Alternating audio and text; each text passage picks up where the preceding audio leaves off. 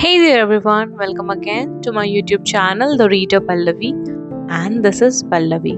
So, do you know what happens when love turns into obsession? When desire blinds reason, and when human emotions push someone towards self destruction?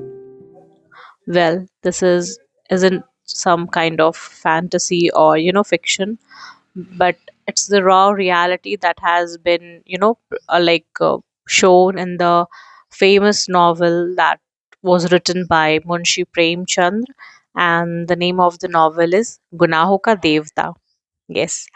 So, today I'll reveal the haunting lessons in this masterpiece, which tells us about true love, obsession, desire, and the dangerous power of unchecked desires.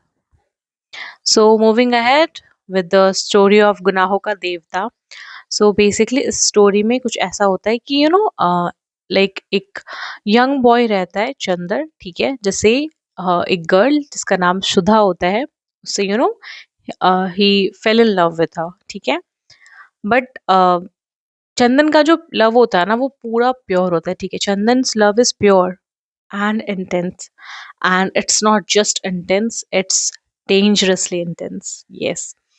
And जब Chandar social pressure और expectations को face करता है, तो वो कोशिश करता है कि जो फीलिंग्स है उसके अंदर सुधा के लिए उसको सप्रेस करने की, ठीक है।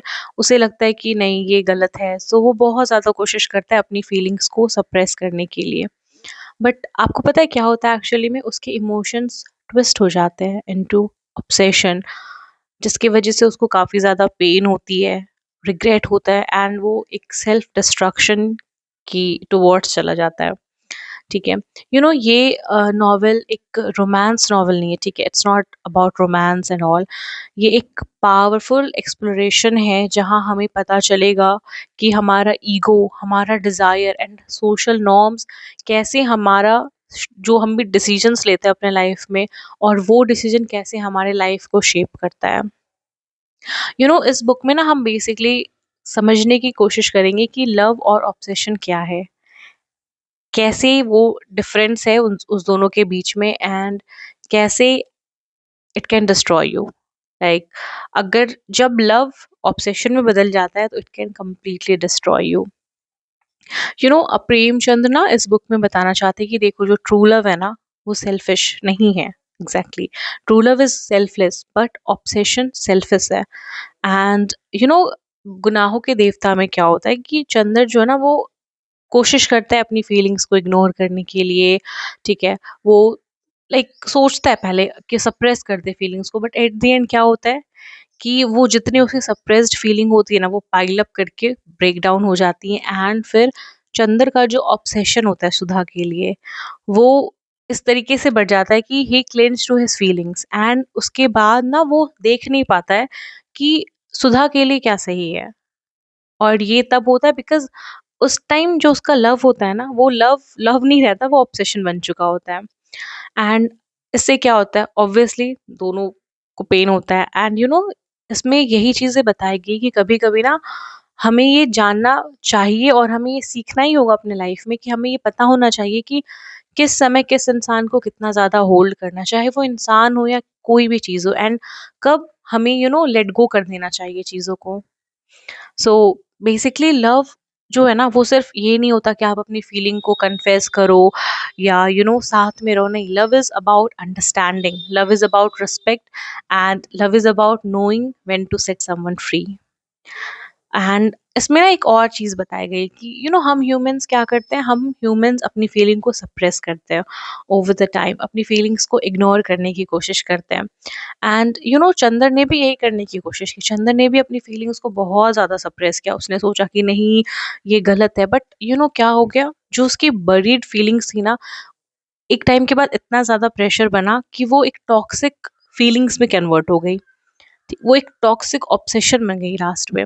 सो हमें अपने लाइफ में जो भी फीलिंग्स है ना उसको फेस करना चाहिए। ठीक है, जो भी फीलिंग्स है उसको फ्लो करने दो अपनी लाइफ में, क्योंकि अगर आप फ्लो नहीं करने दोगे उस चीज़ को तो वो वो धीरे धीरे धीरे धीरे वॉल बन जाएगा, एंड फिर वो इतना ज़्यादा स्ट्रॉन्ग हो जाएगा ना कि एक दिन वो आपको तोड़ देगा, till it will break you.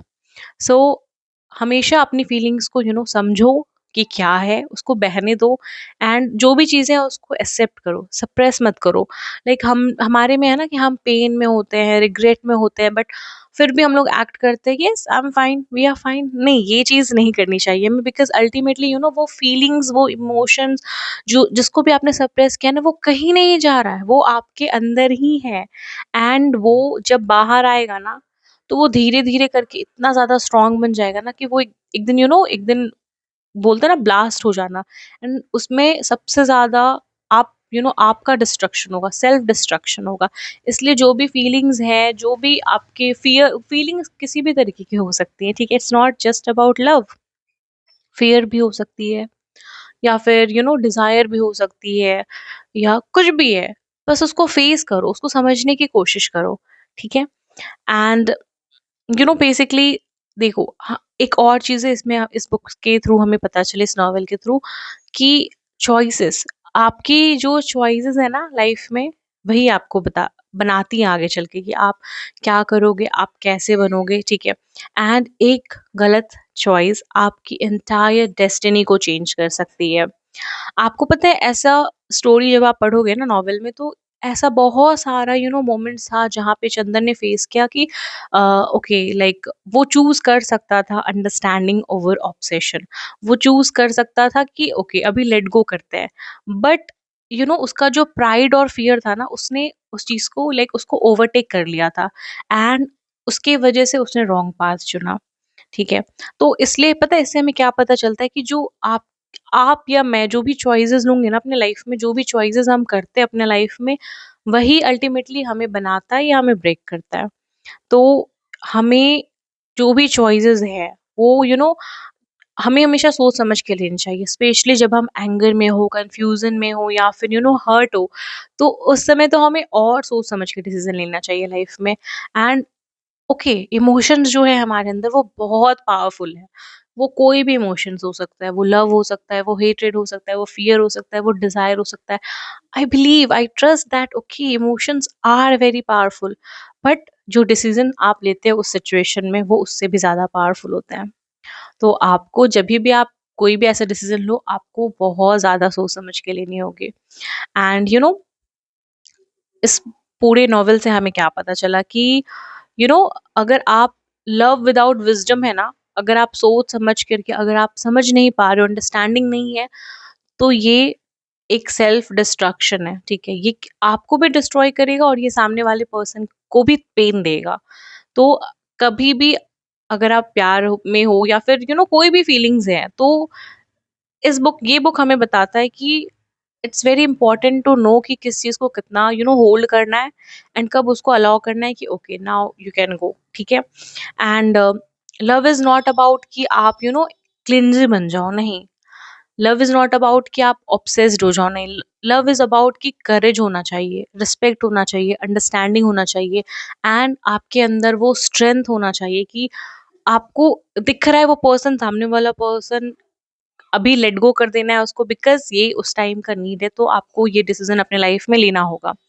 And अब आप मुझे बताओ कि आपको गुनाहों का देवता अगर आपने पढ़ा है, या अभी आपको ये वीडियो में ऐसी कौन सी पॉइंट्स अच्छी लगी जो लाइक आप जिस चीज से रिलेट भी कर पा रहे हो। एंड अगर आपको ये वीडियो अच्छा लगा, then hit that like button, subscribe to my channel, and follow for more videos. And yes, I'll be sharing all the social media handle links in the description box, so you can connect with me through that. Till then, goodbye, and not goodbye, bye bye, and have a great day ahead. And हमेशा याद रखना कि true जो आपके अंदर true strength है ना, वो इस चीज में नहीं है कि आप चीजों को पकड़ करके रखो। हमेशा ट्रू स्ट्रेंथ उस चीज में नहीं होता कि आप किसी चीज को पकड़ के रखो। ट्रू स्ट्रेंथ इसमें भी है जब आप आपको पेन हो रहा है, आप हर्ट हो गए उस चीज से, बट स्टिल आप, क्योंकि आप किसी के लिए बहुत ज्यादा फील करते हो, तो आप उसको जाने दे रहे हो, बिकॉज आपको पता है कि वही सही है। So that is also a true strength. So till then, bye bye.